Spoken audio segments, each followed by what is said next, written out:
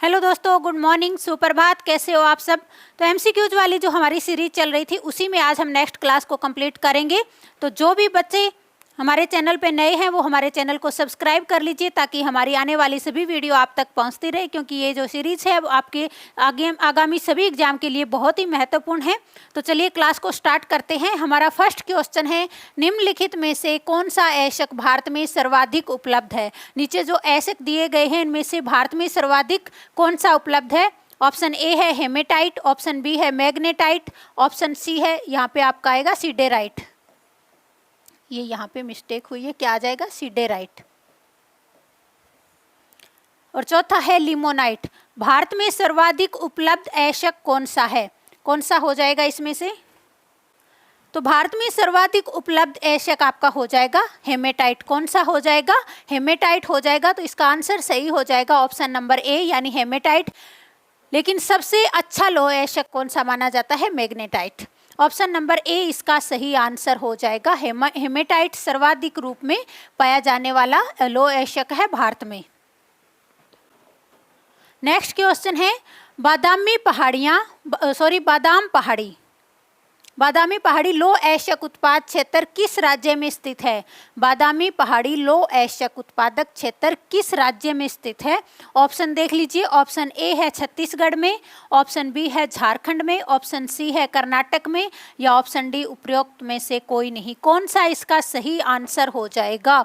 बादाम पहाड़ी लौह ऐशक उत्पादक क्षेत्र किस राज्य में स्थित है। तो ये कौन से राज्य में हो जाएगा, ये है ओडिशा में। कौन से राज्य में है ये, ओडिशा राज्य में। ओडिशा कहीं नहीं दिया गया है तो इसका सही आंसर हो जाएगा ऑप्शन नंबर डी, उपरोक्त में से कोई नहीं। कौन से राज्य में है बादामी पहाड़ी लौह ऐशक उत्पादक क्षेत्र, तो ये ओडिशा राज्य में स्थित है। और कौन से हैं, एक है केयोंझर। केयोंझर भी आपका कहाँ पे है, तो ये भी आपका ओडिशा में है। नेक्स्ट क्वेश्चन है, निम्नलिखित में से कौन सा सही सुमेलित नहीं है। एक तरफ हमें ताप विद्युत परियोजनाएं दी गई है और दूसरी तरफ जो है राज्य दिए गए हैं। कौन सा इसमें से एक सही सुमेलित नहीं है। पहला है रामागुंडम आंध्र प्रदेश में, दूसरा है सीपत छत्तीसगढ़ में, तीसरा है गाडरवारा मध्य प्रदेश में, और चौथा है बाढ़ बिहार में। कौन सा इसमें से एक सही सुमेलित नहीं है। तो बाढ़ कहाँ पे है, बिहार में एकदम सही है। गाडरवारा ताप विद्युत परियोजना ये मध्य प्रदेश में, सीपत ताप विद्युत परियोजना छत्तीसगढ़ में, रामागुंडम ताप विद्युत परियोजना ये कहाँ पे है, तेलंगाना में। कहाँ पे हो जाएगी, तेलंगाना में। 2014 से पहले इसका आंसर आंध्र प्रदेश सही होता था, लेकिन 2014 में तेलंगाना बनने के बाद ये ताप विद्युत परियोजना कौन से राज्य में आती है, तो ये आपकी आ जाएगी तेलंगाना में। तो इसका ए वाला ऑप्शन सही हो जाएगा। नेक्स्ट है, भारत का पहला नाभिकीय ऊर्जा केंद्र तारापुर किस देश की सहायता से स्थापित किया गया। भारत का पहला, सबसे पहले तो आपको यहाँ पे ध्यान रखना है कि भारत का पहला नाभिकीय ऊर्जा केंद्र अगर पूछा जाता है तो कौन सा हो जाएगा, तारापुर। कहाँ पे है तारापुर, तो ये है महाराष्ट्र में। कहाँ हो जाएगा, महाराष्ट्र में। किसकी सहायता से स्थापित किया गया था। ऑप्शन देख लीजिए, सोवियत संघ की सहायता से, ऑप्शन बी है कनाडा की सहायता से, ऑप्शन सी है यूके की सहायता से, ऑप्शन डी है संयुक्त राज्य अमेरिका की सहायता से। तो इसका सही आंसर हो जाएगा ऑप्शन नंबर डी, संयुक्त राज्य अमेरिका की सहायता से तारापुर नाभिकीय ऊर्जा केंद्र को स्थापित किया गया था, जो भारत का पहला नाभिकीय ऊर्जा केंद्र था। सोवियत संघ की सहायता से कुंडनकुलम, कहाँ पे है कुंडनकुलम, तमिलनाडु में ये किया गया था। किसकी सहायता से किया गया था, सोवियत रूस की सहायता से। रावत भाटा आपका पड़ता है राजस्थान में, और ये किसकी सहायता से स्थापित किया गया था, तो ये कनाडा की सहायता से स्थापित किया गया था। और भारत का पहला नाभिकीय ऊर्जा केंद्र तारापुर में संयुक्त राज्य अमेरिका की सहायता से स्थापित किया गया था। तो इस प्रकार इसका आंसर हो जाएगा ऑप्शन नंबर डी यानी यूएसए की सहायता से। क्वेश्चन नंबर 5 है, वर्तमान में विश्व में नवीकरणीय ऊर्जा की कुल स्थापित क्षमता के आधार पर भारत का कौन सा स्थान है।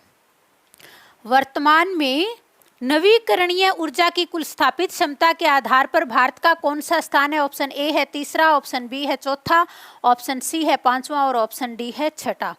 तो नवीकरणीय ऊर्जा में सबसे पहले स्थान पे आपका आ जाएगा चीन, उसके बाद में आ जाएगा यूएसए और उसके बाद में आपका आएगा ब्राज़ील और चौथे स्थान पे किसका नंबर आता है? तो चौथे स्थान पे आपका आएगा भारत का स्थान।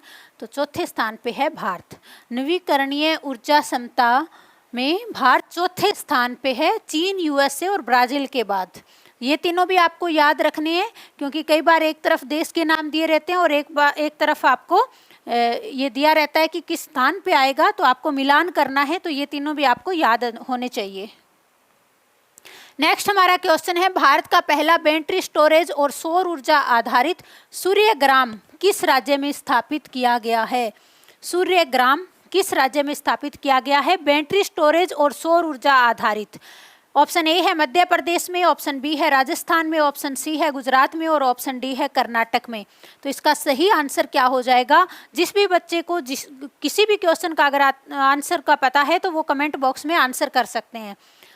तो इसका सही आंसर हो जाएगा गुजरात में। गुजरात के मोढेरा में पहला बैटरी स्टोरेज और सौर ऊर्जा आधारित सूर्यग्राम स्थापित किया गया है गुजरात के अंदर। तो इसका सही आंसर हो जाएगा ऑप्शन नंबर सी।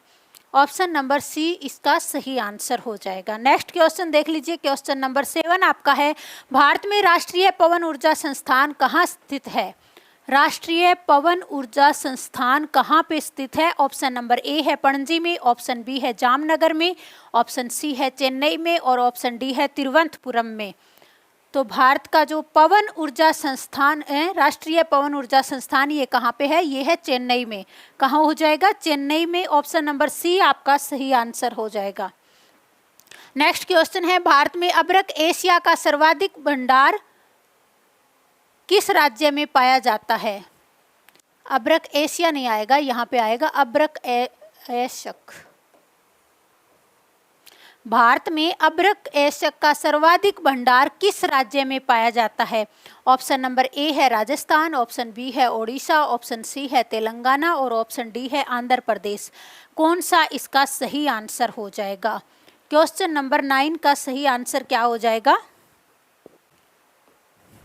सबसे ज़्यादा कहाँ पाया जाता है? आंध्र प्रदेश में कितना पाया जाता है? 41%, राजस्थान में 28% और ओडिशा में 17%। सबसे ज़्यादा आपको मिलेगा आंध्र प्रदेश में।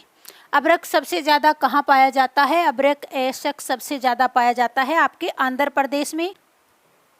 तो नेक्स्ट क्वेश्चन देख लीजिए, ऑप्शन नंबर डी इसका सही आंसर हो जाएगा। 10वां हमारा क्वेश्चन है, ग्लासगो में आयोजित COP26 में प्रधानमंत्री द्वारा घोषित पंचामृत में कौन सा कथन सही नहीं है? गलत कथन कौन सा है ये हमें बताना है। तो पहला ऑप्शन आपका है, वर्ष 2030 तक भारत की गैर जीवाश्म ऊर्जा दक्षता को 500 गीगावाट तक ले जाना।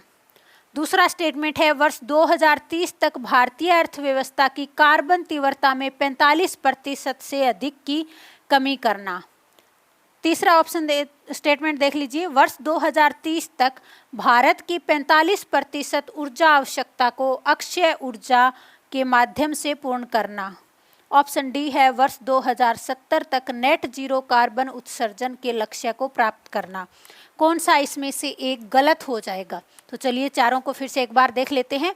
पहला है, वर्ष 2030 तक भारत की गैर जीवाश्म ऊर्जा दक्षता को 500 गीगावाट तक ले जाना, एकदम सही है। वर्ष 2030 तक भारत की 45% ऊर्जा आवश्यकता को अक्षय ऊर्जा के माध्यम से पूर्ण करना, एकदम सही है। वर्ष 2070 तक नेट जीरो कार्बन उत्सर्जन के लक्ष्य को प्राप्त करना, ये भी सही है। लेकिन ऑप्शन नंबर बी में दिया है कि वर्ष 2030 तक भारतीय अर्थव्यवस्था की कार्बन तीव्रता में 45% से अधिक की कमी करना। ये 45% नहीं, 50% से अधिक की कमी करना। ऑप्शन नंबर बी जो है इसमें गलत है, तो यही आपका सही आंसर हो जाएगा। कौन सा? ऑप्शन नंबर बी आपका सही आंसर हो जाएगा। कौन सा सही नहीं है? वर्ष 2030 तक भारतीय अर्थव्यवस्था की कार्बन तीव्रता में 45% की बजाय 50% से अधिक की कमी करने का लक्ष्य रखा गया है। तो ये वाला ऑप्शन आपका सही हो जाएगा। तो आज की क्लास में हमने 10 MCQs कंप्लीट कर लिए और ये सारे के सारे आपके आगामी एग्जाम के लिए बहुत ही महत्वपूर्ण हैं। तो जो भी बच्चे आगामी किसी भी एग्जाम की तैयारी कर रहे हैं तो वो हमारे चैनल से जुड़ के अपनी तैयारी को और भी अच्छे ढंग से कर सकते हैं। तो सभी हमारे चैनल को सब्सक्राइब कर लीजिए ताकि हमारी आने वाली सभी वीडियो आप तक पहुँचती रहे। आज की क्लास में बस इतना ही, नेक्स्ट क्लास में फिर मिलेंगे, तब तक के लिए धन्यवाद।